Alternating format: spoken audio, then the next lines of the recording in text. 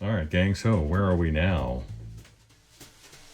So I've come up with a solution to replace the cap can here, though it's going to stay in place. Just perfect anchor points for some terminal strips like these guys. But as they are now, they're not going to be able to make it on tops of these number 8 bolts machine screws.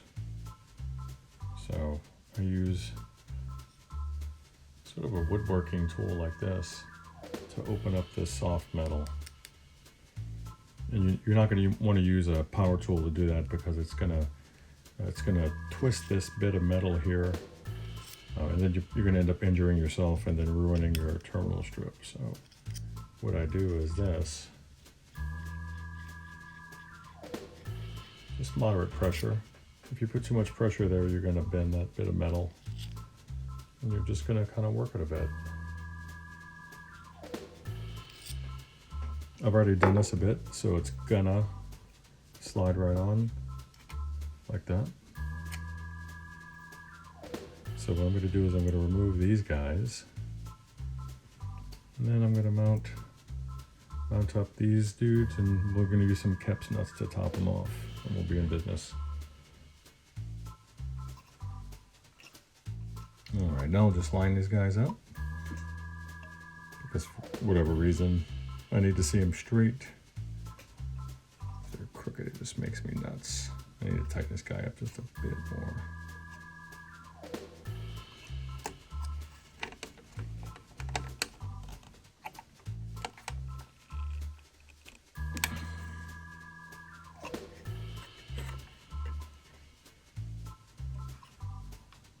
Awesome. Oh, can you believe that we've just gotten here? It's probably about, I don't know, 10 p.m. And I just wanted to get this done. And I did. This is probably one of my favorite restorations that I've ever done. It's a weird thing to say. Very unexpected from this particular amp too, because I just wasn't even expecting to see an amp like this. So that's just part of the beauty of this particular job, I think. So let me just walk you through it and then tell you a little bit about the future and potential. So the old cap can is in place here. See that. I replaced both of these pots, by the way. I was able to fix this terminal on the fuse body holder. We installed a Carling style power switch here. This is all insulated in case for whatever reason it happens to rotate. It's not going to contact the chassis here. New power cord. We have a grommeter on the pass-through. I was not able to enlarge that hole any because it's right up against that radius going into the back of the chassis. So a grommet it was. You can see it passes through there, and then on that lower right-hand bolt of the power transformer, I have a cable clamp and all the wire routing there for the power amp. Let's see what else. Depopulated that cap can there, and I installed 2 terminal strips here, and I mounted 3 20 microfarad caps. These are good for up to 500 working volts. So overkill for this particular amp, but that's kind of what you want. And you can see here that I was able to reuse the old carbon comps there.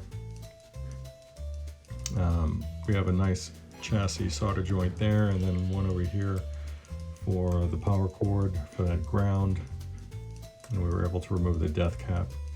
It was run on a separate wire off of the fuse body, and then grounding over on the octal socket here for the rectifier tube.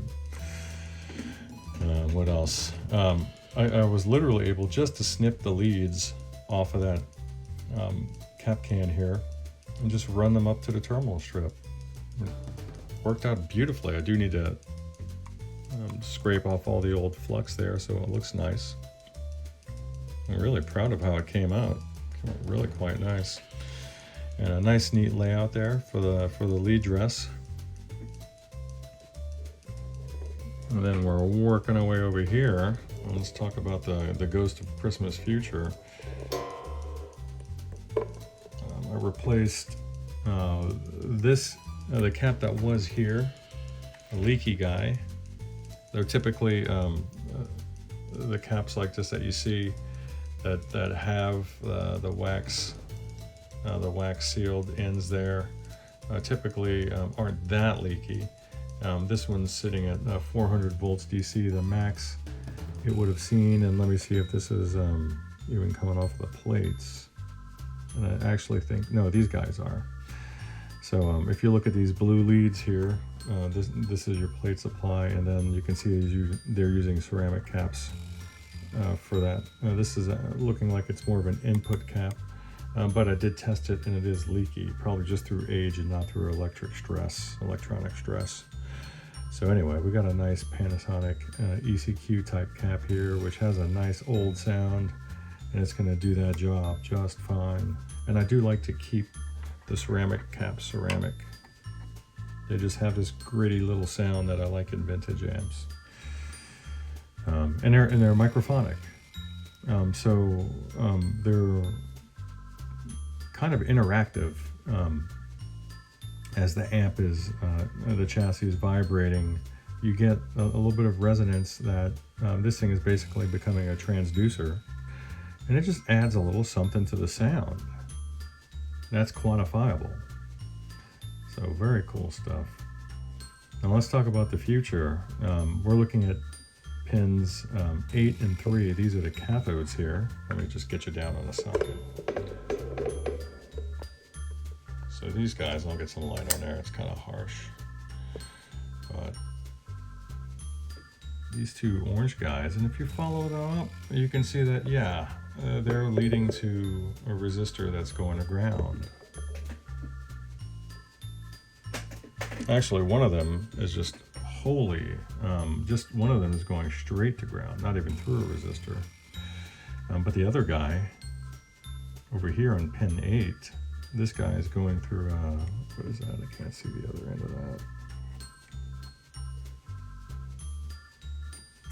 Almost looks like an 18K. Can't see the band on that one. A 3.8K resistor there. That's unbypassed.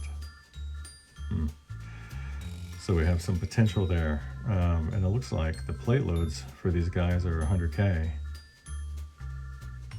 So that just makes me feel like we should be experimenting. But then you start asking yourself the questions. What's it going to be running through? It's going to be running through a very small 6-inch speaker. That's probably going to, it's going to struggle. So maybe it's just going to be perfect as it is. I mean, it was developing a lot of overdrive as it was. But you could really hear that the filter supply was struggling. If you listen to that older audio sample, you can tell it was just struggling just to keep up, where it was getting some downward swells volume-wise on some of the low notes. It was just struggling to keep up. So, cool stuff. Cool stuff. And I should have just caught the fact that there's one 12AX7, it's late. So half of this tube is probably a phase inverter. I haven't even looked at the schematic, so shame on me. But that's about it. I mean, what's it need at this point? A cleanup. And by the way, yeah, the sample that you heard prior had a 5751. Now it's got a proper 12AX7. So I bet it's just so gnarly through this 412 that I test through. I just can't wait. Can't wait for tomorrow to get a full volume sample. I got a couple other little spider friends here I need to clean out. They escaped the vacuum prior, but I can see them now, so they gotta go. And I will touch base with you guys later. Bye.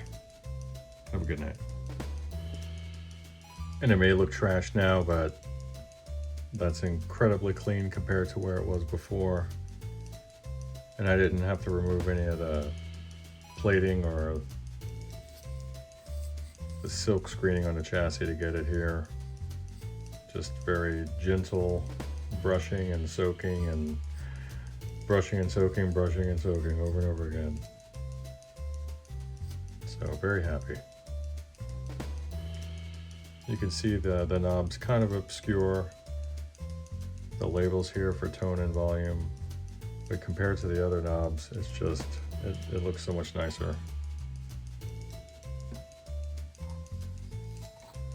So until you get some knobs that you prefer, you can use these guys. Just feel really good in the hand.